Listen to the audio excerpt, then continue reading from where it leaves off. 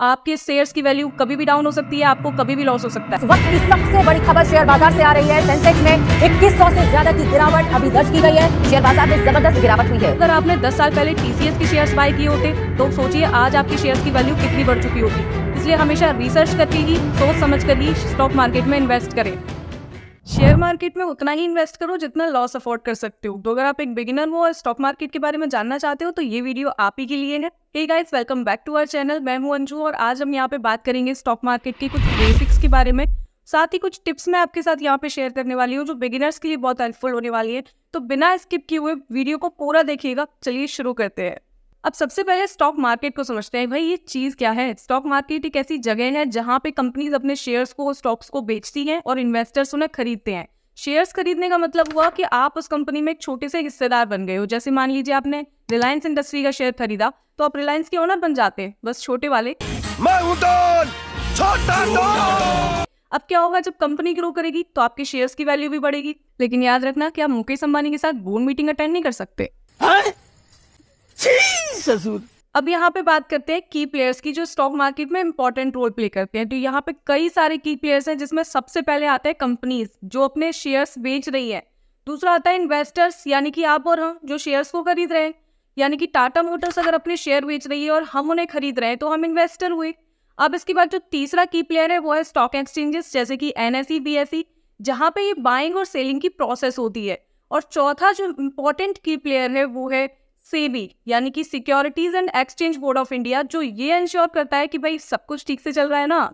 तो अगर आपको भी लगता है कि आपकी बॉस ज्यादा स्ट्रिक्ट है तो आप सेबी की गाइडलाइंस पढ़िए प्लीज एक बार। अब सवाल ये आता है कि स्टॉक्स कैसे खरीदें और कैसे बेचें। तो यहाँ पे सबसे पहले आपको अपना डीमैट अकाउंट ओपन करना है किसी भी ब्रोकरेज फर्म के थ्रू।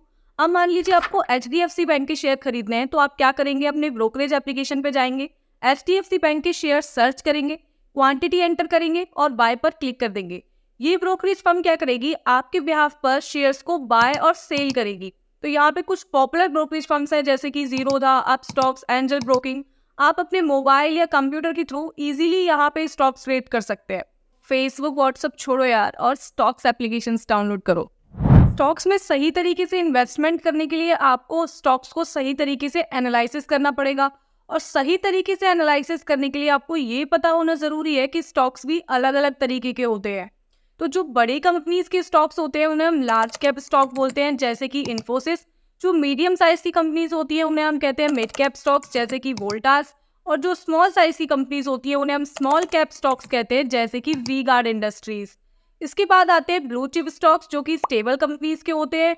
और फिर आते हैं पेनी स्टॉक्स जो कि रिस्की और छोटी कंपनीज के होते हैं जैसे कि कुछ startup companies. Penny stocks market के वो छोटे छोटे भाई बंधु हैं जो कब बिग ब्रदर बन जाएंगे पता नहीं। स्टॉक मार्केट में इन्वेस्टमेंट करने से पहले आपको अपना रिस्क टॉलरेंस जानना बहुत जरूरी है, वरना कभी भी मार्जिन कॉल का सरप्राइज मिल सकता है। जी बिल्कुल, इन्वेस्टमेंट करना स्टॉक मार्केट में रिस्क फ्री तो बिल्कुल भी नहीं है। चाहे आप इन्वेस्ट करें चाहे ट्रेड करें, यहाँ पे सब जगह रिस्क है। आपके शेयर्स की वैल्यू कभी भी डाउन हो सकती है, आपको कभी भी लॉस हो सकता है। लेकिन अगर आप लॉन्ग टर्म के लिए इन्वेस्टमेंट करें और सही कंपनीज को चूज करें तो आप अपना रिस्क मैनेज कर सकते हैं और यहाँ से अच्छी कमाई भी कर सकते हैं।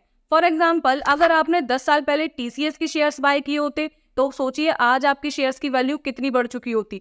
इसलिए हमेशा रिसर्च करके ही, सोच समझ कर ही स्टॉक मार्केट में इन्वेस्ट करें। तो अगर आपको लगे कि आपका स्टॉक्स प्राइस गिर रहा है तो समझना बियर मार्केट में आ गए हो, और लगे कि ऊपर जा रहा है तो समझना बुल मार्केट में आ गए हो। खैर, ये तो जोक था, लेकिन अब मैं यहाँ पे कुछ इंपॉर्टेंट टिप्स आपके साथ शेयर करने जा रही हूँ जो बिगिनर्स के लिए बहुत हेल्पफुल हो सकते हैं। क्या है वो टिप्स? नंबर 1, रिसर्च करो। आप जिस भी कंपनी में इन्वेस्टमेंट कर रहे हो उसे सबसे पहले एनालाइज करो, उसकी चार्ट को, फ्यूचर ग्रोथ को, उसके मैनेजमेंट को, वहां पे कितना रिस्क है, सारी चीजों को अच्छे से एनालाइज करके ही तभी किसी स्टॉक्स में पैसा लगाओ।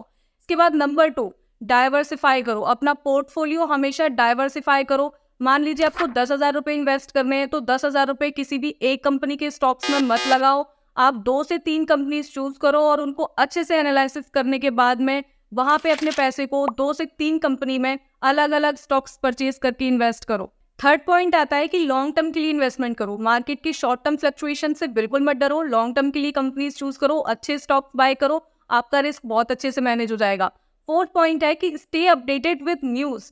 मार्केट को लेकर जो भी स्टॉक्स को लेकर जो भी न्यूज आ रही है उससे आप अपडेट रहो, ताकि आप एनालाइज कर पाओ कि कौन से स्टॉक्स आपके लिए सही हैं, कौन से सेक्टर की ग्रोथ अच्छी होने वाली है। तो न्यूज के साथ अपडेट रहना है। तो ये सारे टिप्स अगर आप फॉलो करेंगे तो आपका रिस्क बहुत अच्छे से मैनेज होगा, प्रॉफिट भी अच्छा बना पाएंगे। तो अब न्यूज देखना बोरिंग नहीं है, जरूरी है।